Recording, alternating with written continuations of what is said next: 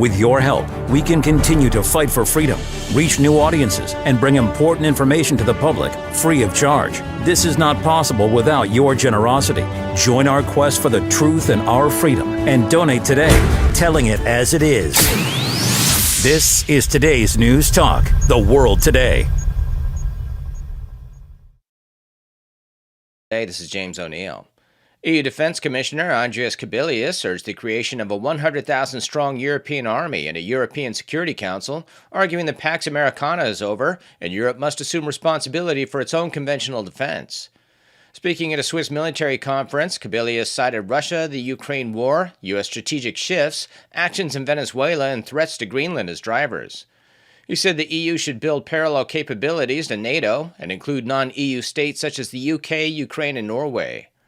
The proposal revives long-debated plans for EU military integration, though questions remain about duplication and feasibility.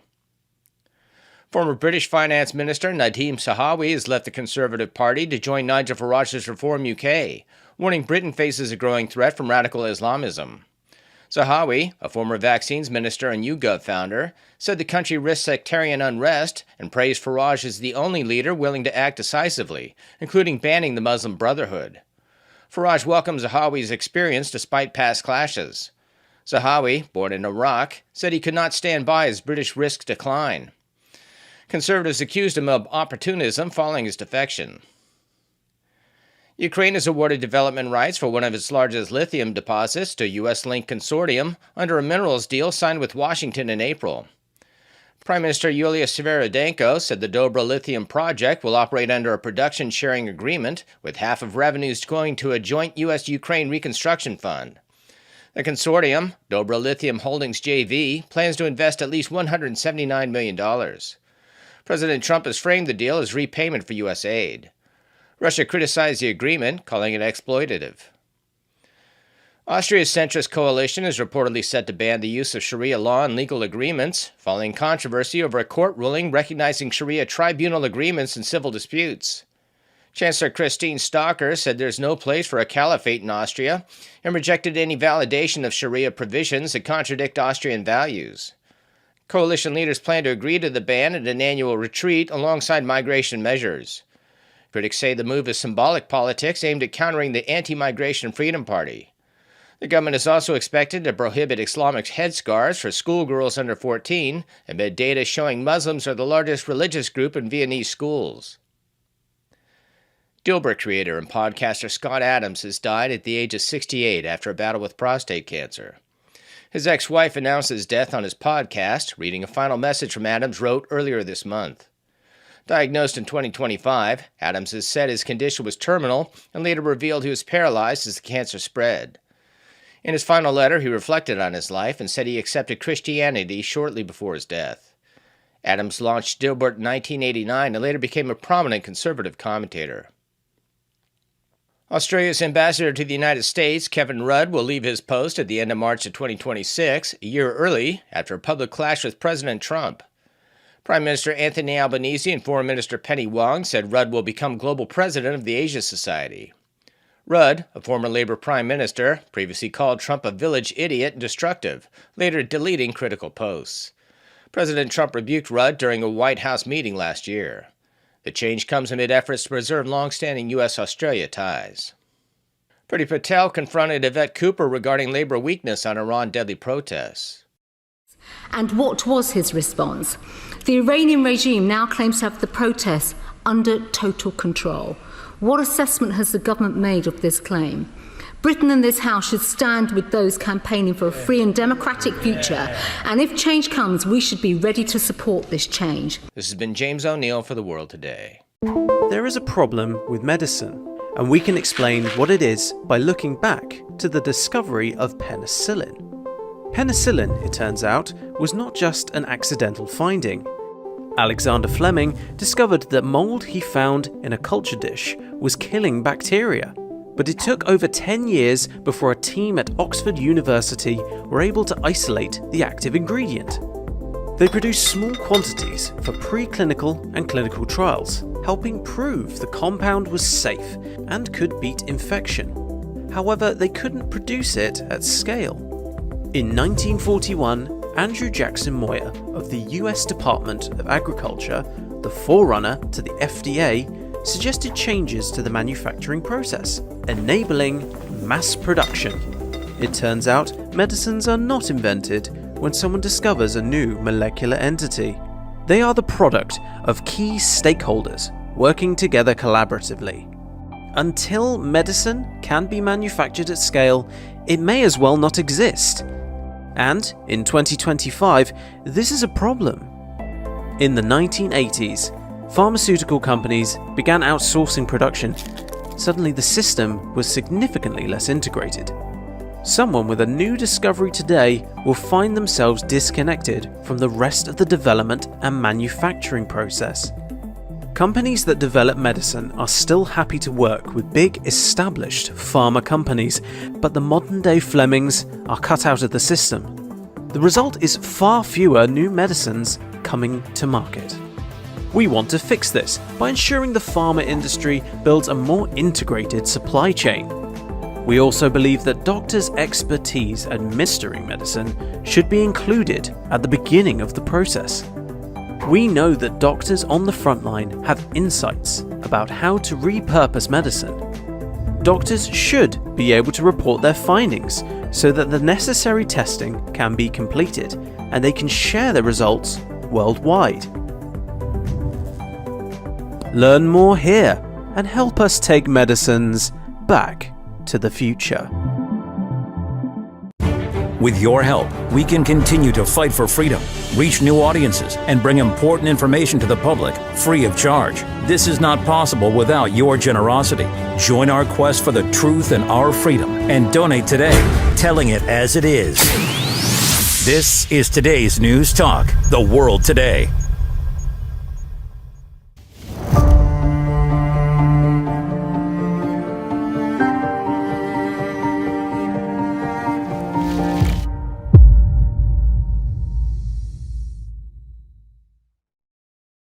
Welcome to the Protagonists of the World Today. Nice to have your company. It's the hump day of the week. Welcome to my guests. Very shortly we'll find out who they are. Talking about Iran today. Many cannot discern what's really happening in Iran and what the short term will bring. Is the regime on the edge? And will President Trump intervene as he has suggested? What will be the impact of this? And will we see more violent deaths? Why is Donald Trump embarking on what it seems to be a series of interventions on several problem countries? Is he going for regime change, or are we witnessing a unique strategy of getting deals done?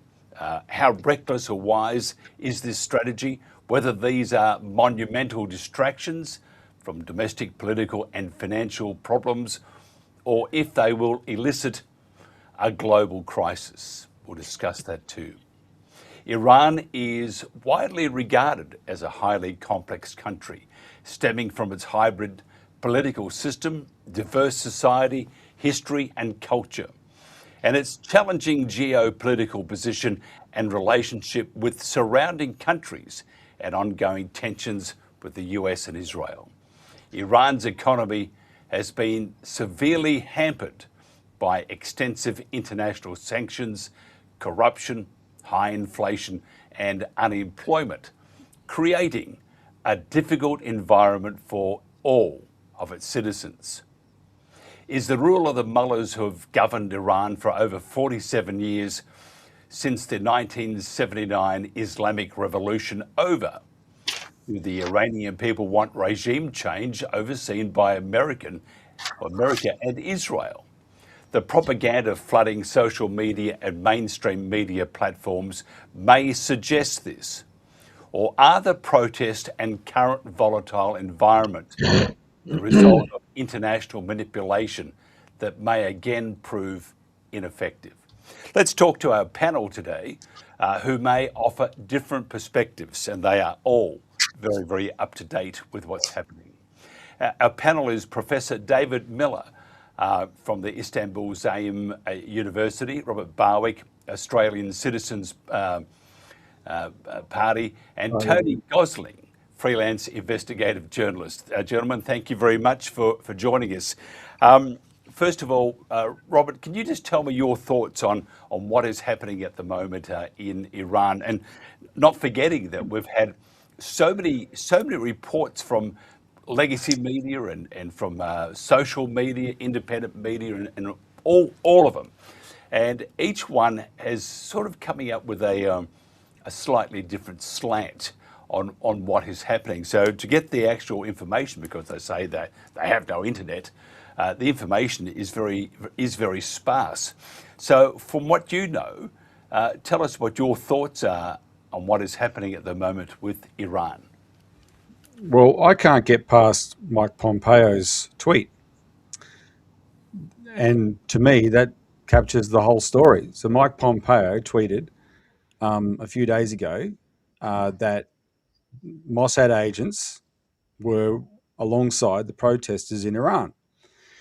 Now, what I'm trying to figure out though is was he just, because he's such a fanatically pro-Israel, was he just gloating about that, or was he provoking the Iranian administration by making such a boast?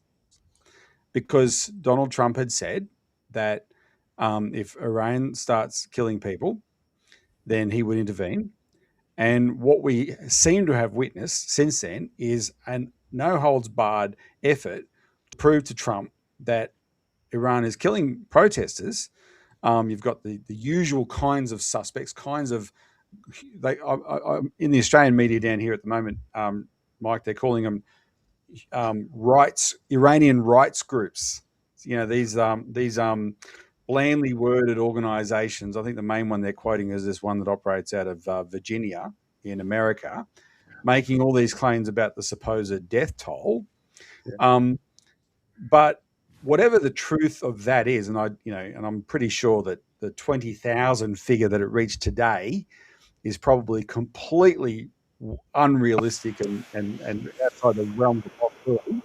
But whatever the truth of that is, nevertheless, the former US Secretary of State and director of the CIA has made a name for himself in the last week or so, boasting that Mossad agents are there, which what would any government do? Seriously, what would any government do if they're confronted with violent protests and the people who are backing the protests are bragging that there's foreign intelligence agents among them helping to organise the protest? You're going to provoke a reaction. So that's what I'm paying most attention to at the moment.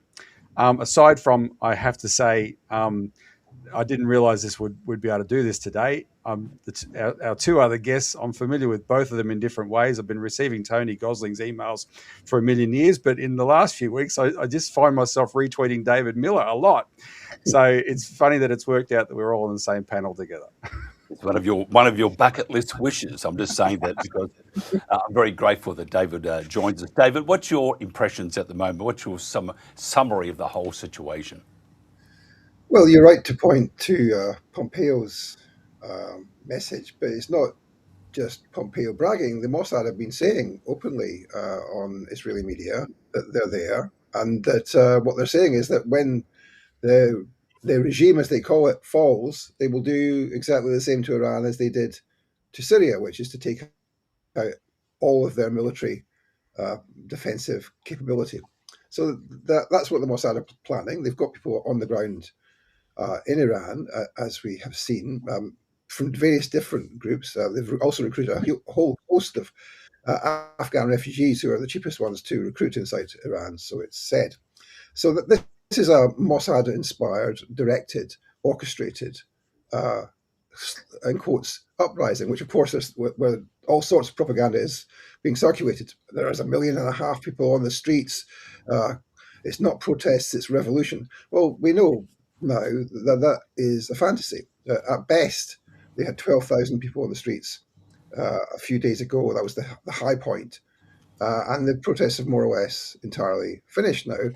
When I say the protests are finished, I mean the anti-government protests orchestrated by the Mossad. The protests in Iran haven't finished because, of course, we've seen several 1 million man and woman marches in Tehran, and indeed in Isfahan, in Mashhad, and in other places inside Iran, all of which are there supporting the government and opposing US and Israeli interventions in their country. So that's the situation we see. And of course, the propaganda about the 20,000 deaths. Well, at maximum, if you have 12,000 people in one day out demonstrating, it's difficult to imagine how 20,000 deaths could have come from that. And of course, although we've seen pictures of body bags, the reality is that two-thirds, roughly, of those bodies of dead people have been caused by the Mossad assets, including, of course, 3-year-old girl, an 8-year-old girl, nurses and teachers, and other civilians who have been killed uh, by these anti-government protesters. And then, of course, let's remember, and imagine this happened in the UK or in Australia, significant numbers of local police and volunteer people's defence forces have been killed. There have been attacks on mosques. 35 mosques have been burnt to the ground. They've been attacking ancient libraries. These are not the activities of civil rights protesters. These are the activities of foreign intervention attempting to destroy the country. There is no way in which actual Iranians who would be burning mosques. That is simply impossible that would be the case. So what we see is an orchestrated attempt to destroy the country, and it's an attempt which is now, it seems, come to an end. But of course, it's in the context which you mentioned at the beginning about Donald Trump. And I would say a few words about that before I stop now. And of course, Donald Trump is doing a whole variety of things. And it turns out, when you look at these things, that they have a connection, all of them, to the Zionist entity, to Israel. We saw that in Venezuela with the Zionist oligarch Paul Singer making billions of dollars from the oil contracts which he was given shortly before they kidnapped Maduro. We see that in Greenland, where there are Zionist oligarchs attempting to pressure the Greenlandic government by investing in Greenland. And we see that also, of course, in Iran, where it's perfectly plain, as everybody knows, that the Zionists have it as their top priority to remove the government of Iran, because the government of Iran, let's be clear and remember, is the main threat that there is to the genocide in Gaza. It's the main country which is willing and able, and has been willing and able for 47 years, to take on the Zionists, not just diplomatically, but actually militarily. And that's the top priority for Israel, is to destroy Iran. And when Trump talks about acting against Iran, he's simply doing the bidding of Netanyahu and the genocide heirs in Tel Aviv. Tony Gosling, a freelance investigative journalist who's now awake, fourth cup of coffee, very early from your week. It doesn't get up until the crack of midday, something like that. Tony, can you just tell me quickly your thoughts on what you've just heard, and also your thoughts on the reporting from legacy media, and also on social media and also independent media? Seems to be a lot of, as we would say in Australia, a lot of cow manure as part of that reporting. Would you agree? And what's your impressions? Well, I mean, it's difficult to find more on the present situation to say about this than David has just done. He's done a pretty good roundup there. But you have to understand also that Netanyahu has been doing this thing from Israel directly over the last couple of years since the genocide began in Gaza, making these direct appeals to the population of Iran, which is there's something quite bizarre about this, where he's saying, you everything will get better for you in Iran if you just topple your own country. Now, I don't think this is really aimed at the population in Iran at all. It's aimed at an English-speaking European and US audience. And he's said about these present protests, he says, I want you to imagine how your life could be different if Iran was free. So this is Netanyahu speaking. Now, that's actually, I think, again, aimed at a Western audience, an English-speaking Western audience. So this is aimed at the so-called riot. Well, they don't even call them rioters. These are protesters. We're not hearing about riots, which is what's been going on over there. So the use of language is specific, isn't it? Okay. So that's one aspect of this where we're seeing actually something which is largely not to do with Iran. It's to do with preparing a Western population for a specific narrative, which is all about how terrible things are for the poor Iranians and how they're uprising. And this is one of the characteristics of this modern television age, where most of us are just going about our lives, and the TV people are trusted to show us what's going on in other parts of the world. Trump has also talking about all this, saying about Venezuela specifically, but this applies to all these interventions the US are up to around the world. He's saying, my own morality, my own mind is the only thing that can stop me. That's what his statement last Friday, I think it was, about Venezuela. And when he was New York Times were asking him about what he was up to by kidnapping a foreign leader. Actually, I wouldn't even use that word kidnap about Maduro. He's taken Maduro hostage in order to close deals with the remains of the Venezuelan government, and to with the blockade that he's doing on their trade. So he's basically saying that you've got to do as we say. And he also says, I don't need international law, when he's talking to the New York Times.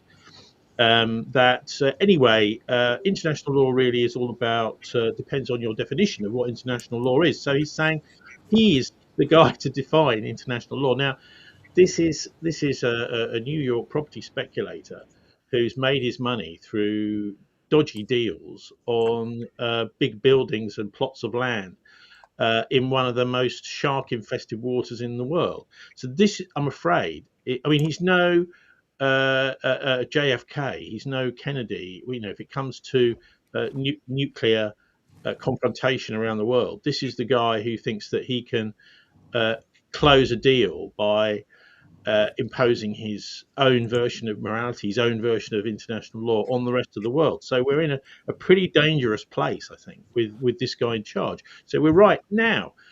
He's also saying, keep protesting, help is on the way to these people who have now pretty much finished their protest. Many of them have been arrested, apprehended, or melted back into the population.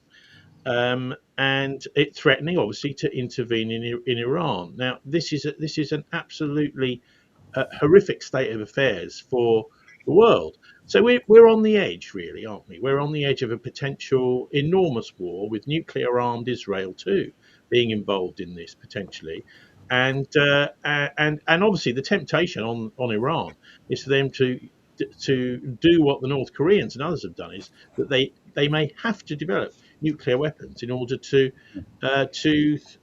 keep the United States and Israel at bay, who are quite clearly trying to put them in the line of many of these other countries that have had these Orange Revolution style regime change, like Tunisia, the regime change in Libya, Syria, and of course that was around the Arab Spring 2011, Egypt, where there was a overthrowing the government due to street protests, but returning back to a kind of US military style rule in Egypt, and Ukraine in 2014, the Maidan Square Orange Revolution style takeover by the United States and the European Union, mostly the United States. So that's what they're trying to do in Iran.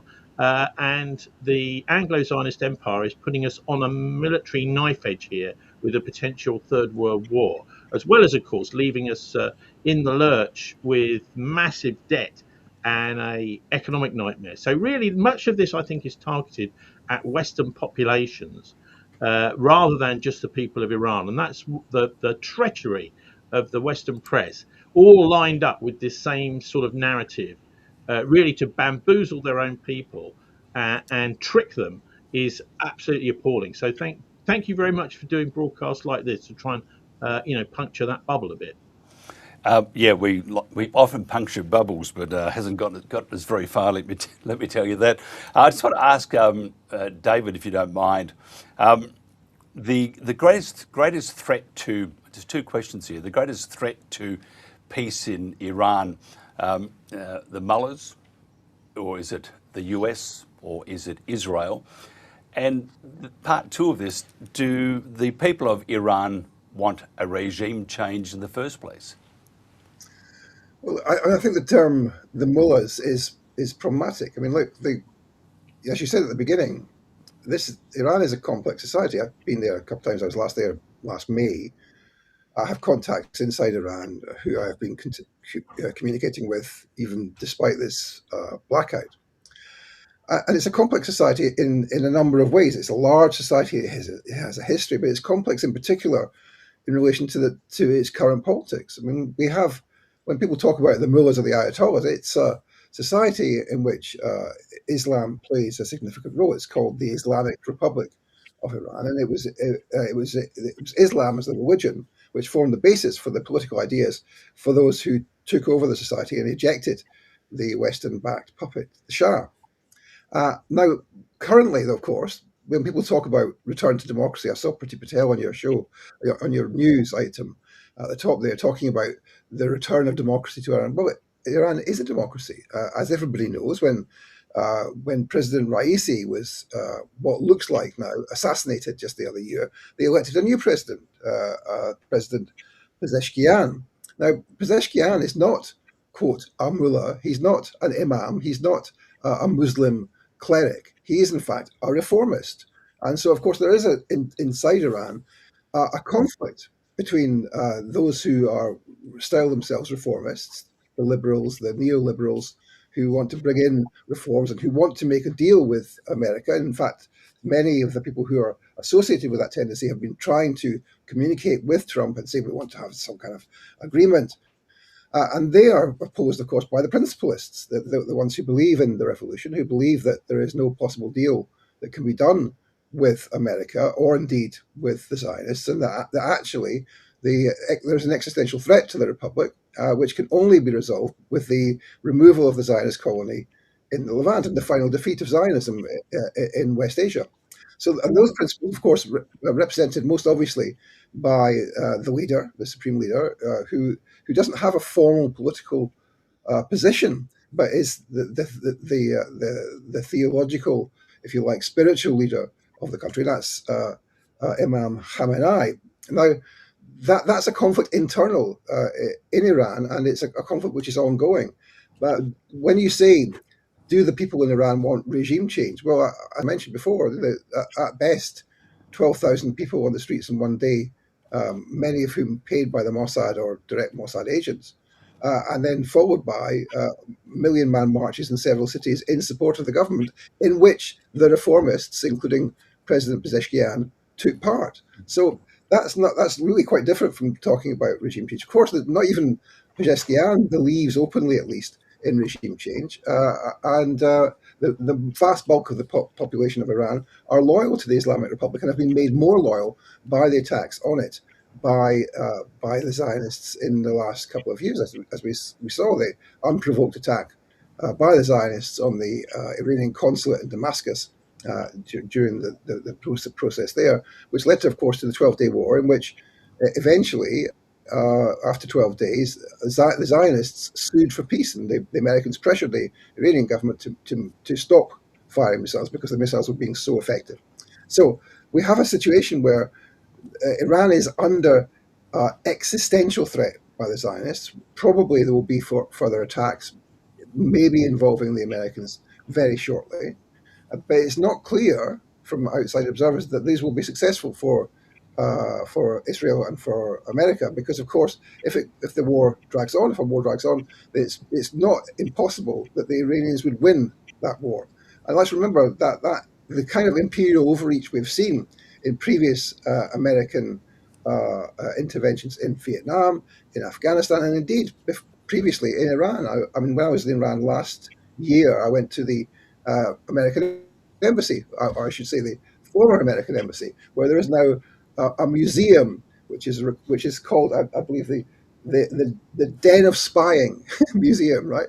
And they've put on display everything that was in the museum when the students took it over in 1980, just after the revolution, including they waited for 2.5 hours to get into the embassy because the staff had locked the doors. They went over the fences and they were locked outside. And in the 2.5 hours, the CIA station inside the embassy were furiously shredding documents. And they got in after 2.5 hours, and being students, they had nothing else to do apart from keep 60 Americans hostage. They reconstructed from the shredded documents all of the original documents and then published them in a 28-volume series, which is still illegal for American citizens to own to this day. So that was an imperial overreach, and of course the Americans lost then. And so it's not very clear that either the Americans, given the advanced nature of drone warfare and missile warfare now, or the Zionists can beat Iran, because it's a significant and serious impediment to the continuation of genocide in the land. So I don't think that we're going to see regime change there. The people who don't want regime change, what we're seeing is the attempt to defend the gains, as the Zionists would see it, of the genocide. And of course they are the hampering of Hezbollah in Lebanon, the destruction of the Assad government in Syria, and the bringing in of an ISIS in suits government, which now has a formal, quote, fusion agreement with Israel. So it effectively is a Zionist vassal. The standing down of the Iraqi resistance. They haven't defeated Yemen yet, and they haven't defeated Iran yet, but they think that they are winning. And it's only Iran, really, with the help of Yemen, that can defeat them. Can I just ask one more thing, David, before I pop over to Robert? This, the information that we are receiving, or the West is receiving, the rest of the world is receiving, seems out of the rule book, the 101, how to do good information operations, and this would seem to be an information operation at its probably worst or best, whichever way you look at it. This would have been in the planning for quite some time, because the information that's getting out, and if you go back, the war on terror with Iraq, similar thing with Bell Pottinger then. Do you have any idea who the corporation is at the moment doing the information operation? Is it the same mob that did the war with Russia and Ukraine? Because we do have some information on that from way back. I'm not too sure about how this is going. But it almost seems, the handbook, page 1, do that, page 2, do that, and so forth. Would you agree or not agree?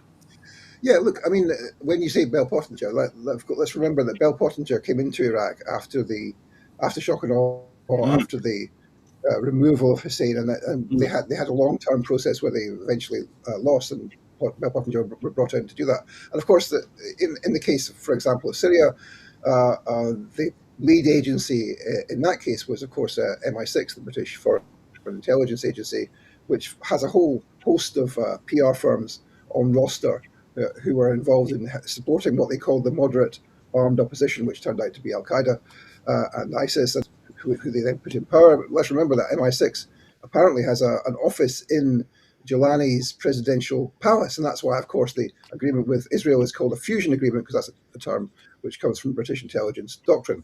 So look, of course, there are all sorts of agencies involved.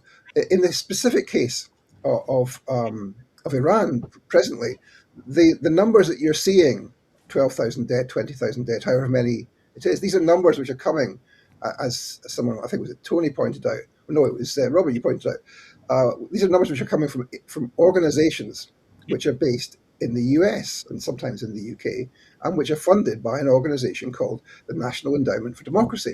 And as everybody knows who's paid any attention to this stuff, this is a CIA front. This is an organization which its own leaders said was created to do overtly what the CIA had previously done covertly, and that is to fund propaganda and information operations around the world. And of course, they're big on talking about the agency of the Iranian people, and this is people who are funded directly as agents of the CIA in Iran. So of course we know that the CIA are involved, but this is an operation which is being directed by and in the interests of the Zionists preeminently, and of course they are engaged in their own information operations. The Israeli paper Haaretz just the other day had a large expose of the millions of dollars which are going into Zionist Israeli bot armies to flood the internet with the kind of stuff that we're getting. And the sad thing about it is not just that the mainstream media, legacy media as you referred to it, is parroting this stuff, meaning that if you pay attention to mainstream media, you have an impossibly distorted view of what's going on in Iran. But the sad thing about it, it seems to me, is that large sections of the left in the UK, in Western Europe, in the US, and indeed internationally, have absorbed key elements of that. And they say, oh, of course, we don't want regime change, but nevertheless, the terrible regime in Iran, and the terrible regime in Iran is the world's predominant and preeminent anti-imperialist nation, and it bears no resemblance whatsoever to the kinds of stories which one hears about it. And in particular, of course, people say, "Oh, what about women's rights?" Well, the rights of women in Iran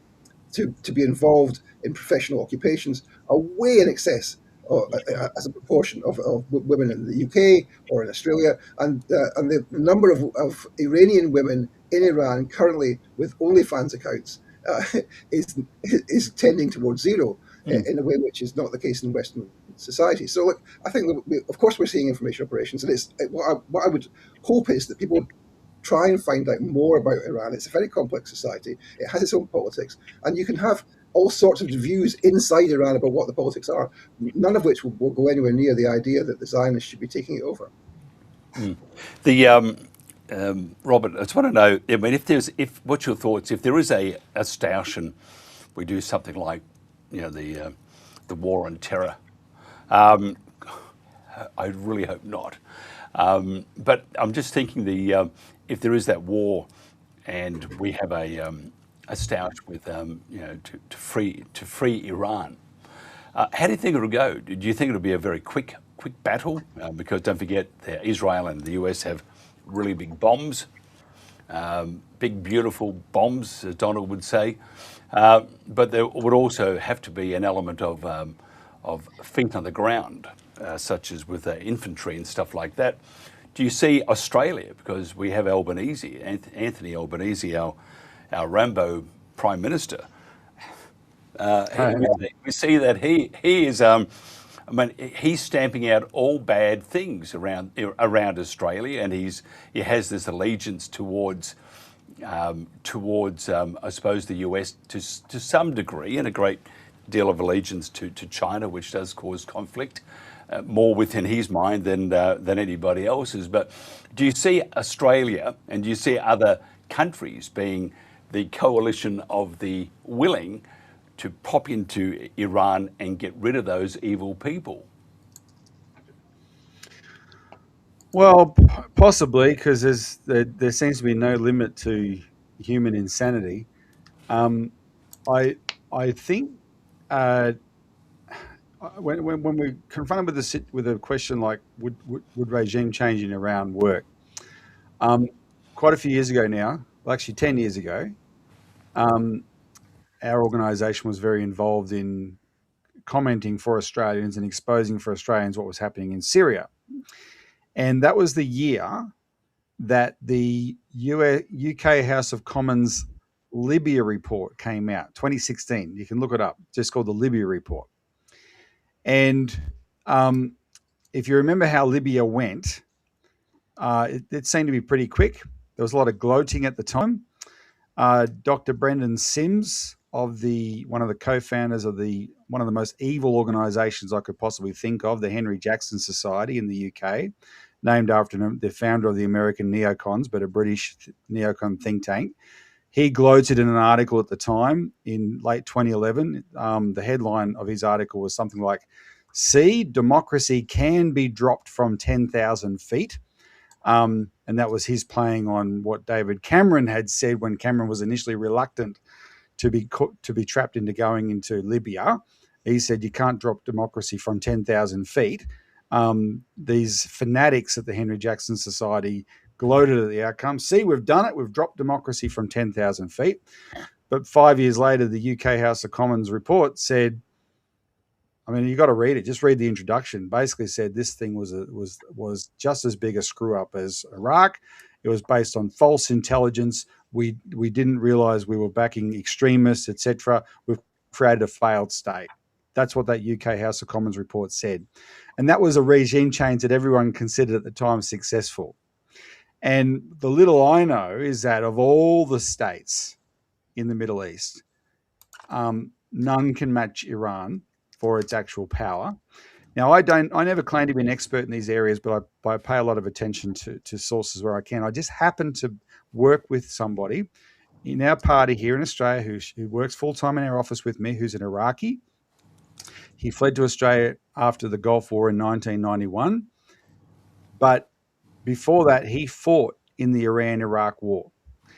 And when my friend talks about this subject, he would warn anybody, Mike, there's no way any war with Iran by any entity is going to be a cakewalk, because what he saw the Iranians were capable of, just their sheer tenacity and stubbornness as fighters in that war. He saw it. He witnessed it. He compares them, I don't know if this is positive or not, but he basically compares them to the tenacity of the Japanese in World War II, which, of course, the idea of having to invade the Japanese mainland became the excuse for dropping the bomb. But in other words, he's only saying that to make the point that these are fighters that are not going to give up. Now, so I know my friend. He had that direct experience, and that's what I'm recounting here. I don't know if that gels with more sophisticated analyses or not, but whether it does or not, my personal view is that we should have learned from Iraq. That's been the big issue. That Iraq was the big blunder in my lifetime.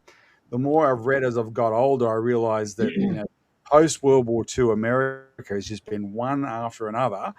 They should have learned from Vietnam, right? They should have learned from Iraq. They should have learned from Libya.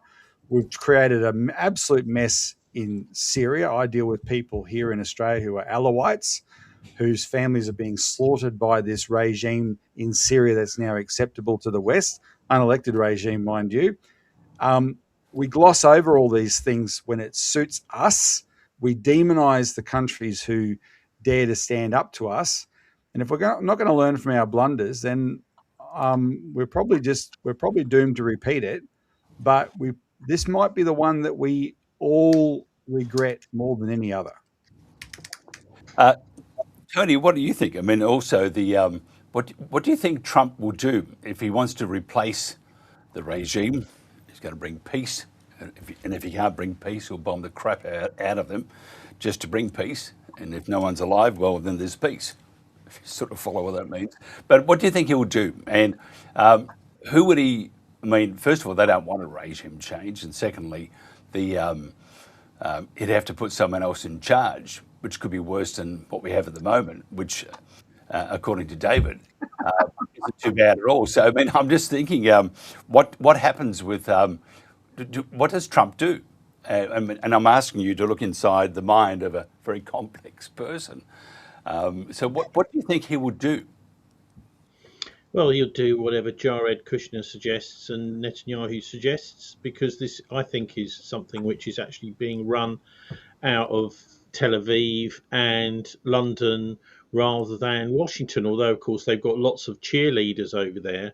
I mean, this is something that we pull apart every week. I do a weekly 3-hour podcast here that looks at all over the world at thisweek.org.uk if people are interested in subscribing to the newsletter you referred to earlier that I do.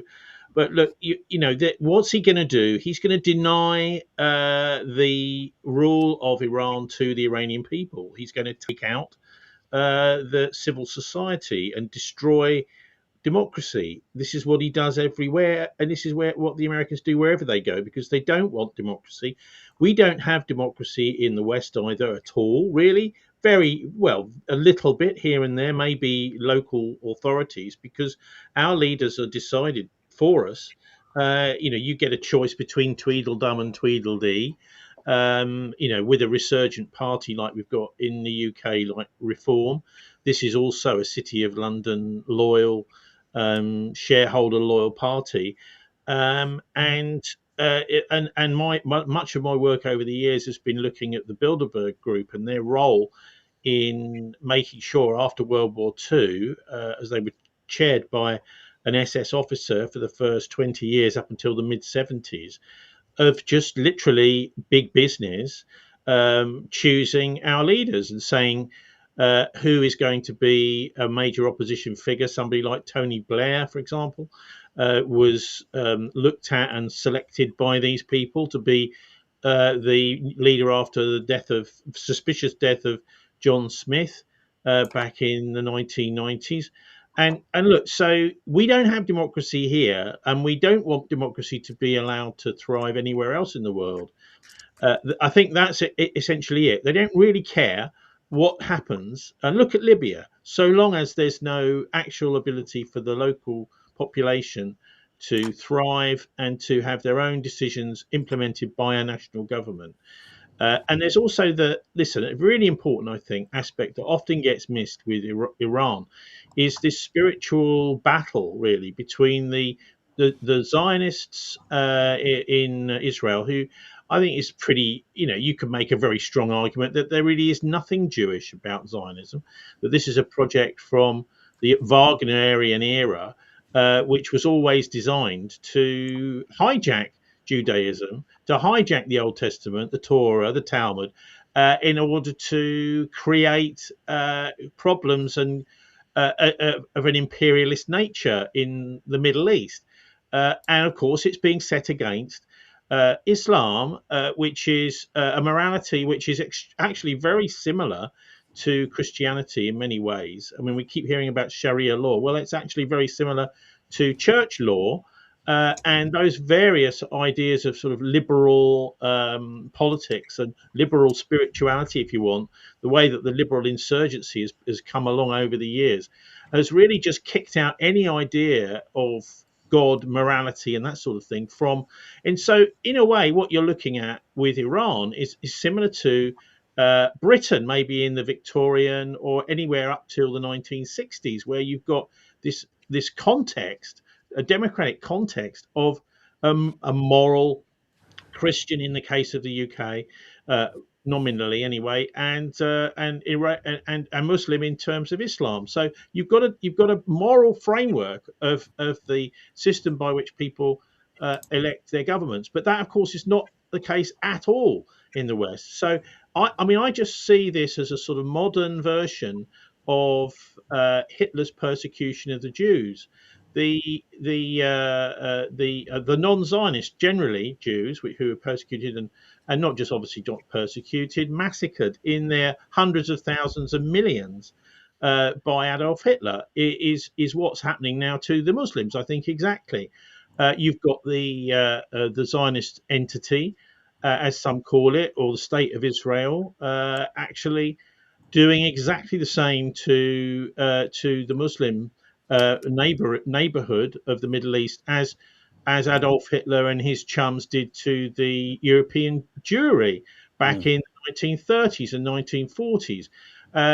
So I think that's a really important thing to understand, that this is being set up, I think, deliberately polarized in the Middle East for a conflict in the future. And quite what the purpose of all this is, it seems to me to be accelerationist, and also it's very much like Naomi Klein's shock doctrine on about the biggest possible scale you can imagine, to have a massive conflict that you hope that you will be able to then control the outcome, very much like people like Elon Musk are trying to stir up British society to violence. The idea is move fast and break things, and then as people are running around like headless chickens, not knowing what they're doing, whether it's on the streets of London or in the Middle East, to then impose your new system upon them. And I think these people have got so much money and time that they are prepared to take these stakes right up to the very end, and they don't care how many people die and how many casualties there are in their conflicts. So I think that to understand this spiritual aspect to it, I think is really important. It's almost like another dimension the mainstream media never touch. David, I'm just looking, I've just started to watch Tehran, and I've actually turned it off now that I understand a little more, not a whole lot, a little more about Iran itself. And even Homeland I used to watch. Now I think, what garbage, and I got sucked in beautifully. And I did got sucked in, but I did like the acting. Now, with any good conflict, you got to have some good actors. And at the moment, we've got the protesters. The protesters are out there they're fighting for their freedom. Can you tell us more about the protesters and your thoughts on who's funding them? Well, we know quite a lot about that. I mean, let's recall the Women Life Freedom demonstrations of some 3 or 4 years ago, which were much bigger set of demonstrations, actually involving Iranians than the current ones, though of course they were directed by the CIA and of course by the Mossad. But there are many different anti-government Iranian groups outside Iran in the diaspora, and people will have seen some of their spokespeople over the years. And now many of these are directly funded either by Israel or indeed by the National Endowment for Democracy or by similar foundations. There's a whole range of different foundations, especially in the US, but also in the UK, which fund some of these groups, which are effectively used by the CIA as pass-through. So, I mean, this is known historically that, for example, the Rockefeller Foundation, or there's an organisation in the UK called the Rousing Trust, which funds a lot of these organisations and also funds a range of Zionist groups. And it kind of looks like that what's currently happening with that is the CIA passes the money through so that it doesn't look like it's coming direct from the CIA. I imagine that's what will be happening. And the CIA, of course, has this strategy called the small media strategy, whereby it funds small citizen media, which look like they're independent, but which are, of course, reflecting the foreign policy interests of the US, which, of course, almost perfectly align with those of the Zionists, because effectively the Zionists run the US. And Tony made allusions to that before about Jared Kushner, Trump's son-in-law, but of course the Zionist billionaires also are a key element of this, and they fund a lot of the foundations which fund a lot of this activity. But also, let's remember that one of the reasons why it's the case that the Zionists are able to have such an influence in the US as they do in many other countries, including in Australia, is that they have people positioned, especially in the US, people positioned throughout the apparatus in the CIA, in the Pentagon less than in the CIA, in the State Department, even in the Treasury Department. The people who direct the sanctions against Iran in America, in the Treasury Department, are paid up lifelong Zionists. And so what you have is people say, how could a small country like Israel possibly dictate what happens in America, which is a massive army and empire? Well, the reason is because they have systematically been able to infiltrate the apparatus of government. And most obviously, that was the case. It was the case to some extent before, but most obviously it was the case with the neoconservatives, who are almost to a part. Well, no, I shouldn't say the word almost, who are to a person genocidal Zionists, and they have been able to put themselves in place to make sure that the US invaded Iraq for Israel. Let's remember the Israelis were kept out of that, but the war for Iraq was a war effectively for Israel, not for oil, as some people continue to say. It was directed effectively by the Zionists, and that's the position we're in, that the Zionists effectively run the foreign policy of the US. I saw the same thing in the recent events in Australia. I've just done a show, our show Palestine Declassified this weekend will be about Australia and about the epidemic of hoax anti-Semitic attacks, which the police, of course, said were done by a crime network. And then the Mossad came in and told the ASIO that this was the Iranians. The Iranians had been doing fake anti-Semitic attacks because that's the kind of things that the Iranians do. Manifestly preposterous, but a manifestly preposterous statement which was backed up by the head of the ASIO, and the ASIO even said, "Oh, yes, the Mossad gave us some information, but we already knew that it was the Iranians." Now, what's going on here is this subordination of the Australian domestic intelligence service by the Mossad, which is a truly extraordinary state of affairs. Either the ASIO knows that it's not the Iranians who did these fake attacks, or they don't know, in which case that's perhaps even worse, that they have been penetrated so badly. And of course, the the apparatus of government, of course, is fully bought into that. Albanese, for example, and others.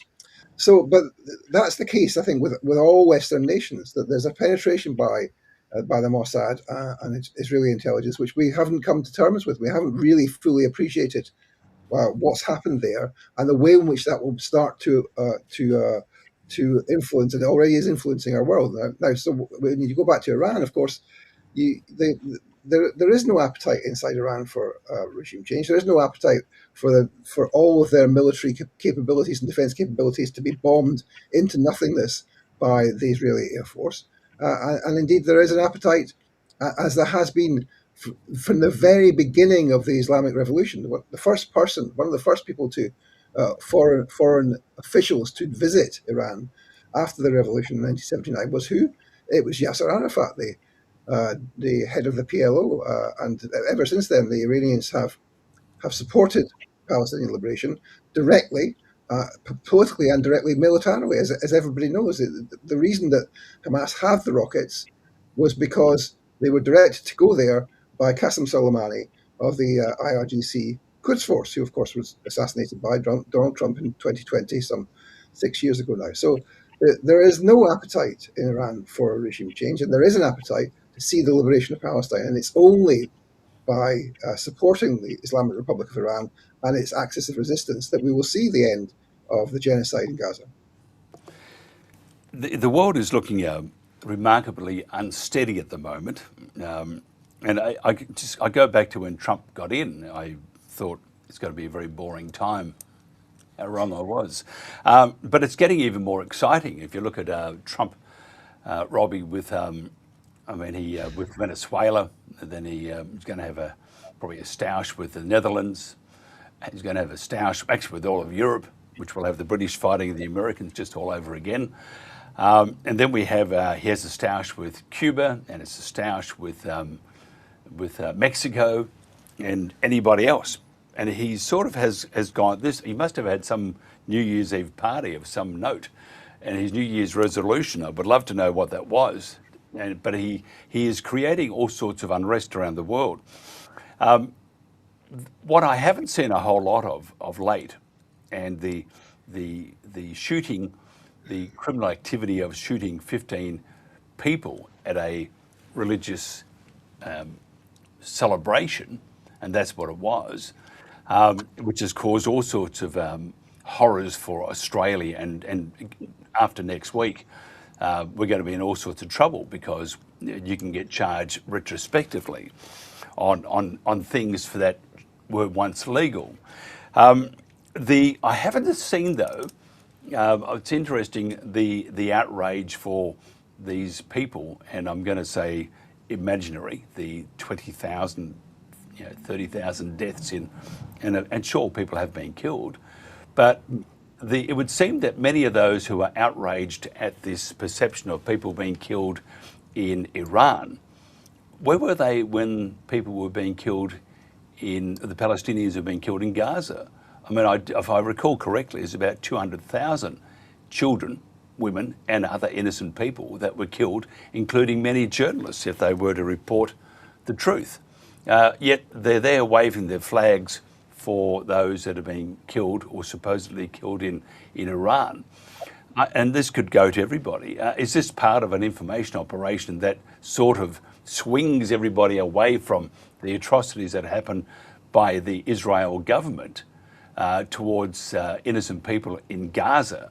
It deflects, and if you look at what happened in Australia, it's deflecting. You can't even protest now because you're regarded as an anti-Semitic or a possible murderer. And David is right. ASIO did say, and the federal police did say, it was not a religious crime.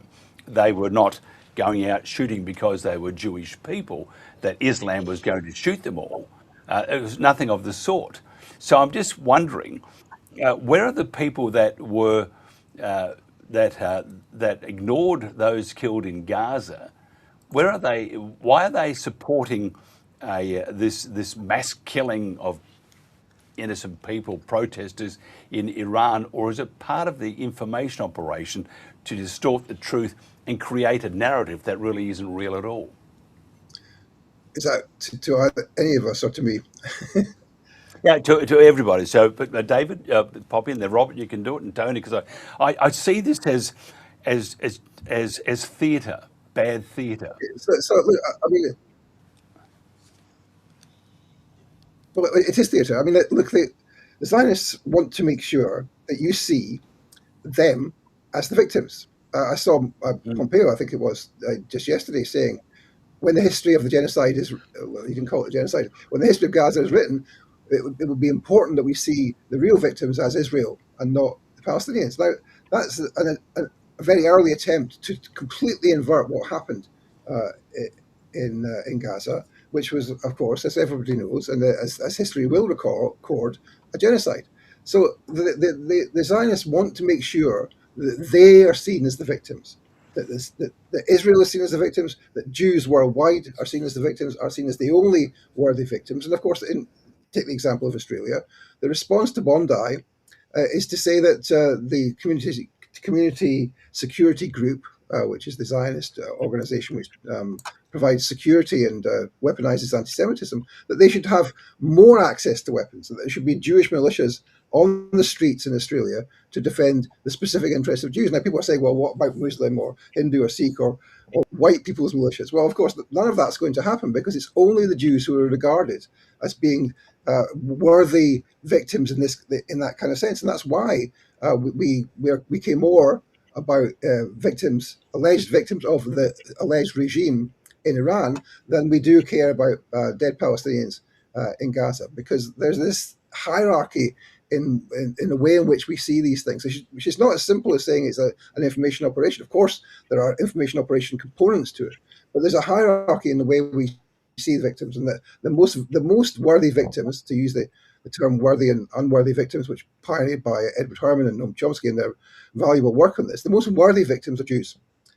Not even white people, but Jews, and that's the problem, is that we have this hierarchy, which of course has its own history and comes out of the Holocaust, and we understand all of that, but we don't see other victims of genocides in anything like the same way as we do the Jews. If we did, then we would have all sorts of more important ways of understanding, for example, Aboriginals in Australia or the genocides in Africa, etc. So it's more complicated than an information operation, but it's certainly the case that the Mossad or the Zionists make sure to try and show that the only people who are genuine victims of these things are the Jews and nobody else, and therefore they deserve special protection.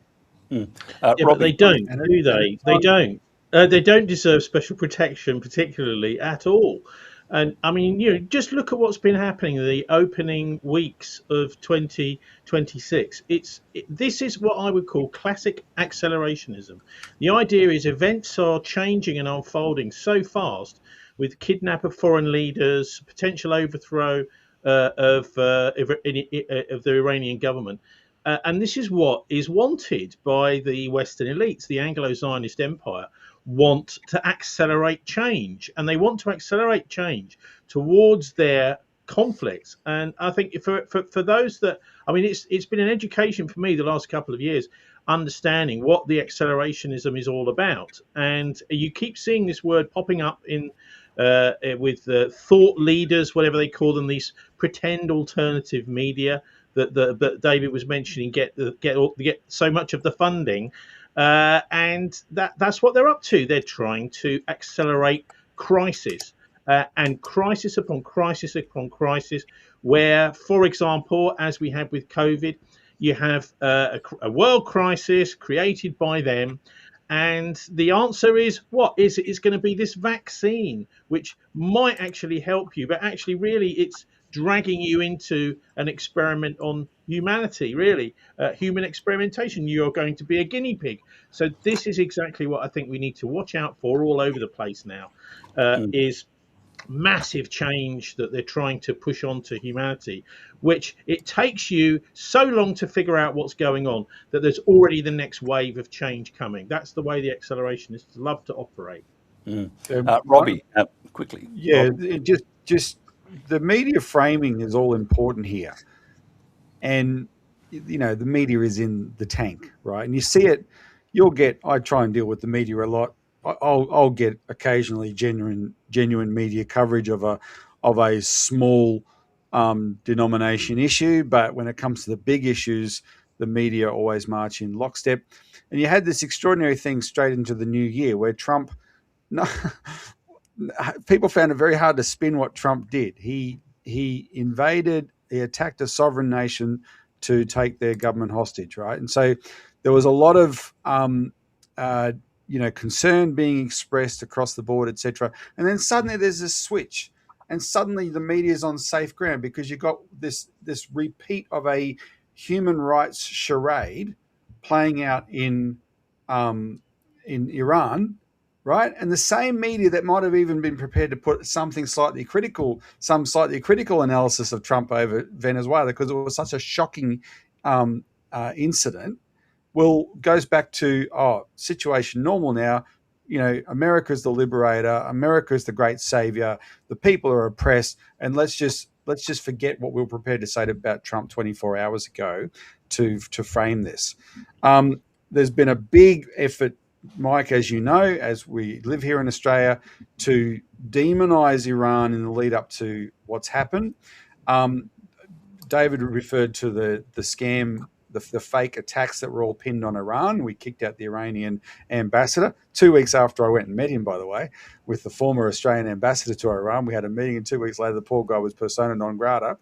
But then if the media bothered to be properly critical, they should be questioning why in the immediate hours after the Bondi massacre, when the media here was all scrambling, because no one can predict something like that's going to happen, but Benjamin Netanyahu was live on Australian TV within hours, as were a whole bunch of other, before any Australian politician of any authority was on television in Australia.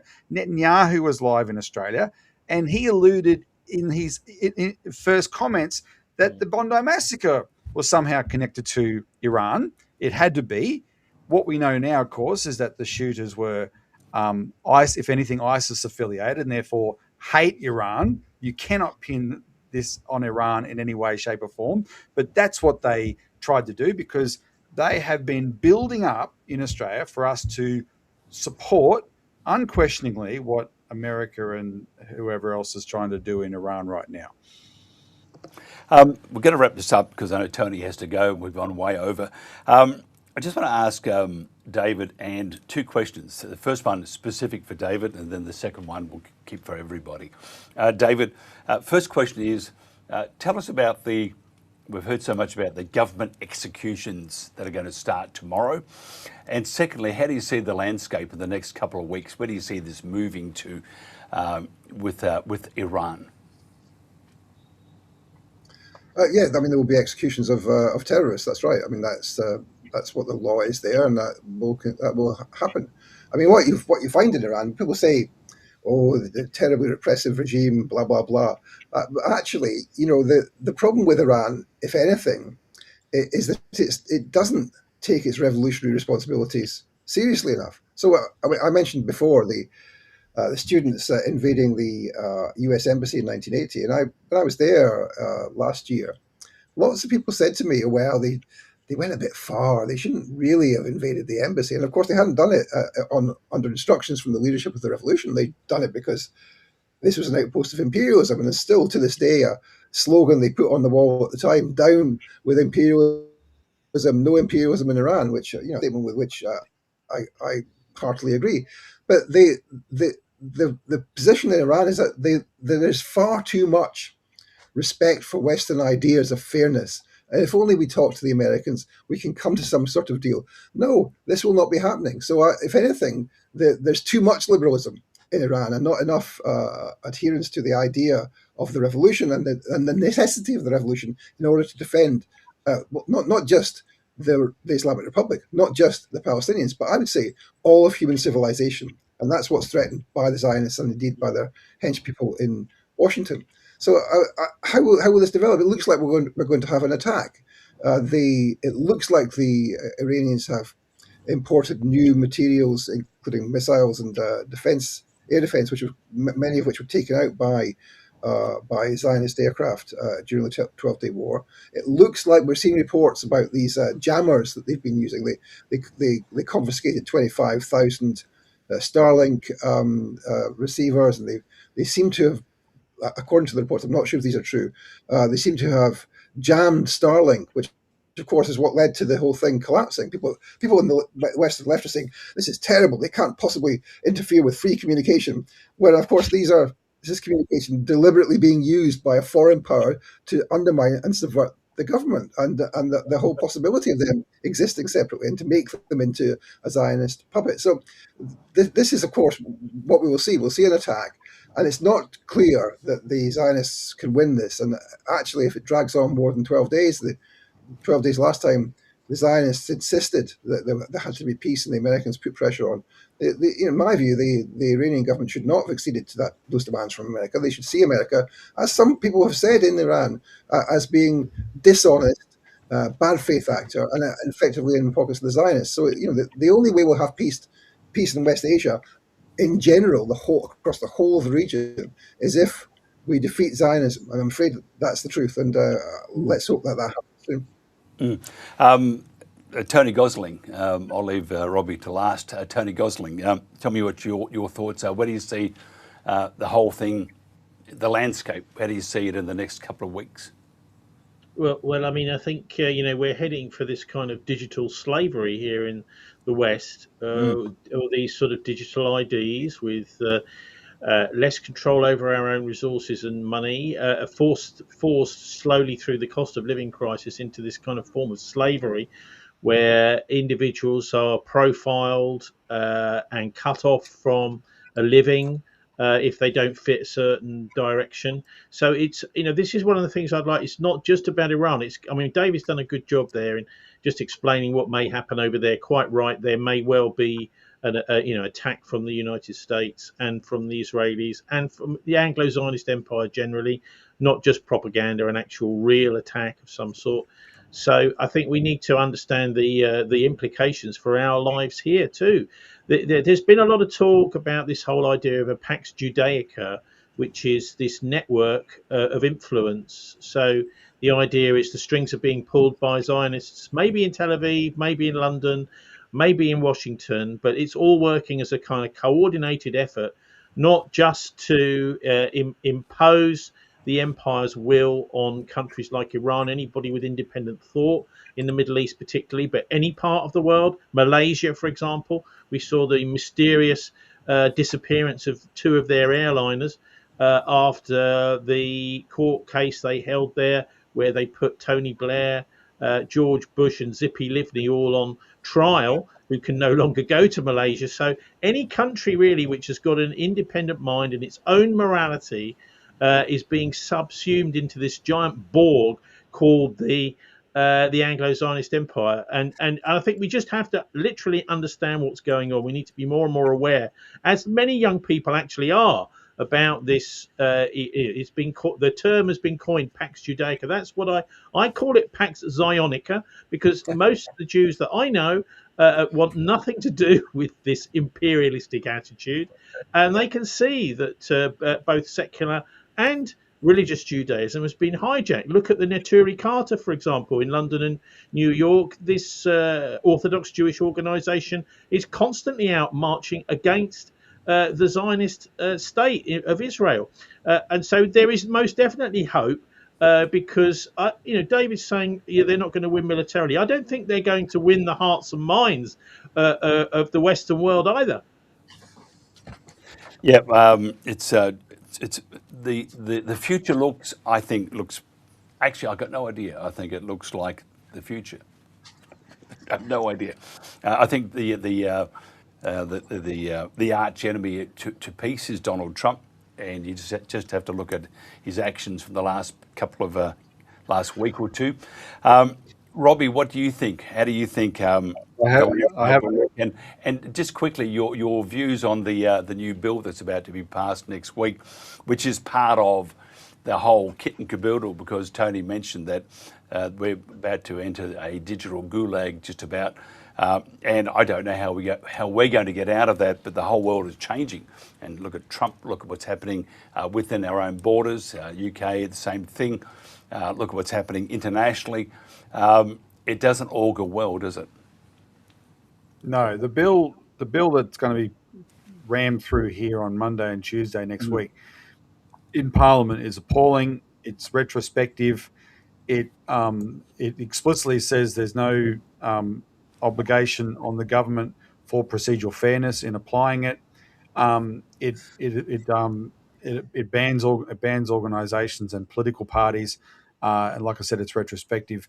It's a continuum. We actually started this process immediately after 9/11, Mike, when we used not Australia wasn't the only country. America had the Homeland Security Act and all that, but we use terrorist attacks to ram through laws that were previously unthinkable and not consistent with a democratic society. We started off with 7 separate bills in 2002. Our organisation fought them. Last time we counted, there was well over 100. So this bill next week is going to be a continuation of that. And some of it is what politicians, in a sense, get spooked into doing because they're headless chooks. They don't know what to do, right? And they're easily manipulated at a time like this. But there will be a longer.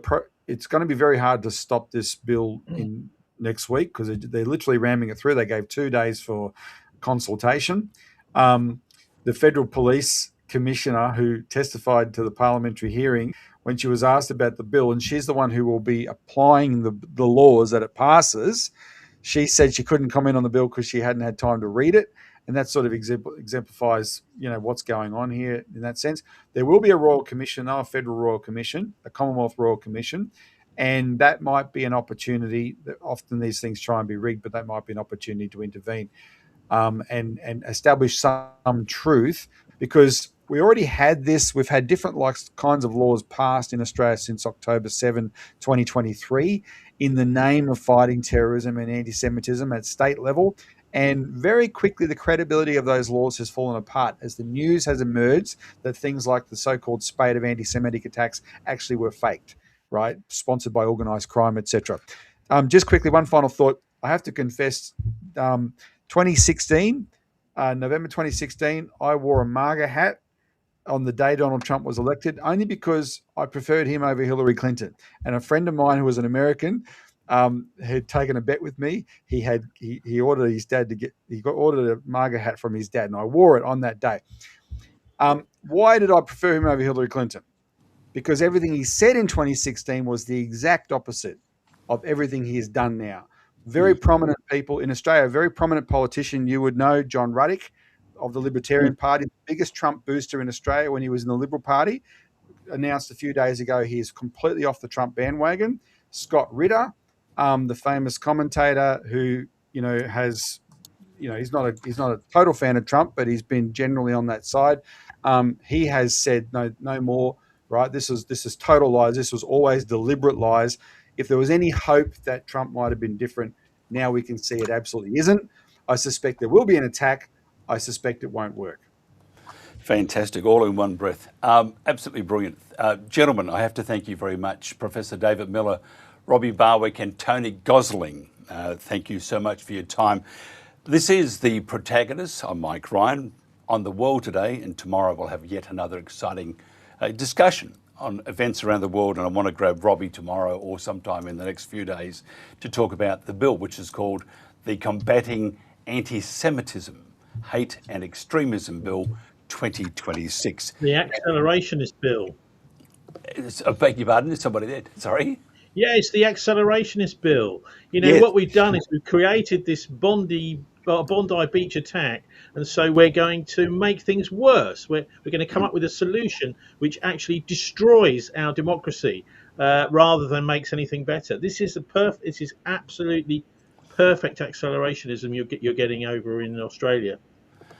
Yeah, it's a magnificent place. It's now becoming, because they shipped most of our great-great-great-grandparents from England or the UK over to Australia for nicking a spud or two, some pumpkin or whatever. But then when they shipped us, it was a magnificent place, beautiful beaches, clean air, fantastic. It is now a terrible place to live for many of us. And for those in Australia that don't understand what's going to happen, Well, look, it's also a wonderful place to live, but the thing is, that a lot of the psychology is to demoralise people. A lot of the press, the media, a lot of what we're seeing is the idea is to depress people and demoralise people. If you want to have a bit of fun in Australia, you're nearer to Shanghai than we are. Go over and check out this old school friend of mine, Nick Land, who's the father of accelerationism, who's dreamt up this whole thing as a real philosophy, and he's hiding away in some little apartment in Shanghai there. It'd be nice to see what Nick's got to say about the results of his accelerationist crusade. Actually, we'll get Robbie to get hold of him for us. Gentlemen, thank you very much for your time. This is The Protagonists, and this has been The World Today.